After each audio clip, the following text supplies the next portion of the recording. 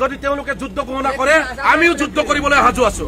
আমি যুদ্ধ কৰিবলৈ সাজু আছো কেৱল তেওঁলোকৰ ওচৰতে হেণ্ডাং টকা নাই তেওঁলোকে সংগঠনৰ নেতৃত্বদাৰী হৈ পেলাই সন্ত্ৰাসবাদী সংগঠনৰ দৰে কথা কোৱাব তেওঁলোকে বাদ দিয়ক আৰু তেওঁলোকে যদি এই কথা বাদ নিদিয়ে অকল তেওঁলোকৰ হেণ্ডাং নাই আমাৰ লগতো হেণ্ডাং আছে সিধা কথা যুদ্ধ হলে যুদ্ধ হ'ব কিন্তু আমাৰ পক্ষ কেতিয়াও আমি এৰি দিয়া নহব আৰু আমাৰ অধিকাৰ সাংবিধানিক অধিকাৰ আমি কেতিয়াও এইখিনি এৰি দিয়া নহব আমাৰ সিধা কথা ছয় জনগোষ্ঠী জনজাতি করন্দক লেগাঙে তাইবেল লক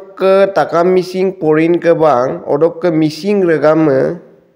ছয় জনগোষ্ঠী জনজাতি করন্ড বন্দর উপায় না মিমাকা গেরেম গেরব বমদু সে টাকা মিসিং পরিন কেবালক আইয়না গেরম না মিমাক আগের সেম কাই কালক পোলাই অকম না বুলো লুডুজি মিসিং রেগামা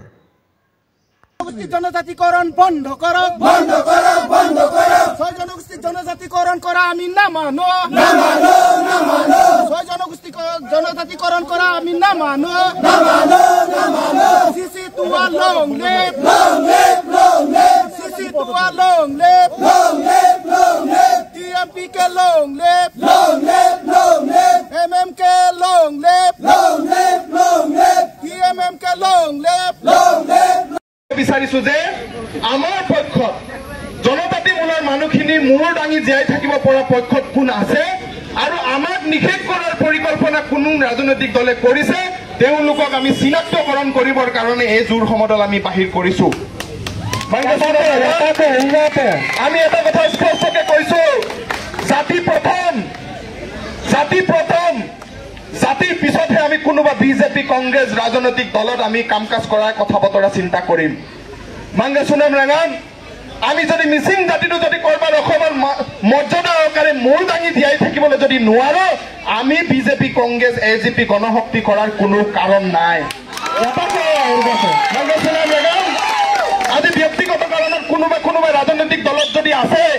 তেওঁলোকক আমি বিনম্ৰতাৰে কাতৰ আহ্বান জনাব বিচাৰিছো আমি আহ্বান জনাব বিচাৰিছো যে আপুনি যদি কংগ্ৰেছত আছে এজিপিত যদি আছে তেওঁলোকে মুকলিকৈ ছয় জনগোষ্ঠী জনজাতিকৰণ বিৰ পক্ষত ছয় জনগোষ্ঠী তেওঁলোকৰ চৰকাৰ যদি আহে ছয় জনগোষ্ঠী কৰাৰ কথা বতৰা কৈছে আমি স্পষ্টকে ক'ব বিচাৰিছো আপোনালোকক আৰু লগতে অনুৰোধ জনাইছো জাতীয় সংগঠনৰ ফালৰ পৰা যে আপোনালোকৰ দলৰ মুৰব্বী গৌৰৱ গগৈ অতুল বৰা ডাঙৰীয়াক আপোনালোকে অনুৰোধ জনাব লাগে আমি মিচিং মানুহ জনজাতি মানুহ হিচাপে আমি প্ৰথম তাৰ পিছত আমি কংগ্ৰেছ বা এজিপি হ'ব পাৰিম ছাৰ আমি এটা কথা স্পষ্টকে কৈ দিব লাগে আপোনালোকে যদি ছয় জনগোষ্ঠী জনজাতিকৰণৰ পক্ষত যদি আছে আমি এজিপি আৰু কংগ্ৰেছত কোনোদিন আমি নাথাকো এই কথা স্পষ্ট কৰি দিব লাগে কালিলৈ অসম চৰকাৰে যি ছয় জনগোষ্ঠীক এটা এডভান্স কমিউনিটি যিসকলক আমি এডভান্স কমিউনিটি বুলি কওঁ যিসকলে অসমক 6 বছৰ ৰাজত্ব কৰা এটা জাতীয়তাৰ অন্তৰ্ভুক্ত হৈ আছে এই জাতিসকলে আজি যি ধৰণে আমাৰ আগৰ পৰা ভাৰতীয় সংবিধানত অনুবিষ্ট হৈ থকা জনজাতিসকলক ধ্বংস কৰিবৰ কাৰণে তেখেতসকলে যি ধৰণে এটা ব্যৱস্থা ৰচনা কৰিছে তাৰ লগত অসম চৰকাৰো অন্তৰ্ভুক্ত হৈ পেলাই কেৱল ৰাজনৈতিক স্বাৰ্থত এই জনসাধাৰণসকলক ধ্বংস কৰাৰ ব্যৱস্থা কৰিছে তাৰ সেই ব্যৱস্থাৰ বিৰুদ্ধে আজি প্ৰত্যেকটো আমাৰ ট্ৰাইবেল গাঁওসমূহত আজি এনে ধৰণৰ জোৰ সমদল কৰিছে আৰু সেই জোৰ সমদলৰ যোগেদি আমি এটা স্পষ্ট কথা ঘোষণা কৰিব বিচাৰিছো যিসকল কমিউনিটিয়ে যাক ভয় বাবুকি দি পেলাই আজি তেওঁলোকে এছটি মৰ্যাদা নোপোৱাৰ আগতে তেওঁলোকে আজি যি ধৰণে এটা অহংকাৰী মনোবৃত্তি লৈ পেলাই ডমিনেট পলিচি কৰিব বিচাৰিছে আমি সেই ডমিনেট পলিচিৰ আণ্ডাৰত কাৰো আণ্ডাৰ এষ্টিমেটত আমি থাকিব বিচৰা নাই আমি এটা চিধা কথা আমি ট্ৰাইবেল মানুহ চিধা এটা কথা ঘোষণা কৰিব বিচাৰিছো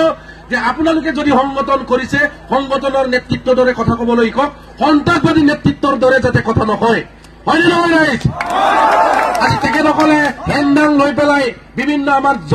আমাৰ জনজাতিসকলৰ সংগঠনসমূহসকলক তেওঁলোকে ভয় বাবুকি প্ৰদান কৰিব বিচাৰিছে আমি এটা কথা স্পষ্টভাৱে আমি ঘোষণা কৰিব বিচাৰিছো অকল আপোনালোকৰ ওচৰতে হেণ্ডাং টকা নাই আমাৰ ওচৰতো আমাৰ পৰম্পৰা য়ক্ষা আছে য়ক্ষা এই য়ক্ষা যেতিয়া ওলাম নহয় কিন্তু কাৰো ৰক্ষা নহ'ব আমি স্পষ্ট কথা ঘোষণা কৰিব বিচাৰিছো হয় নে নহয় ৰাইজ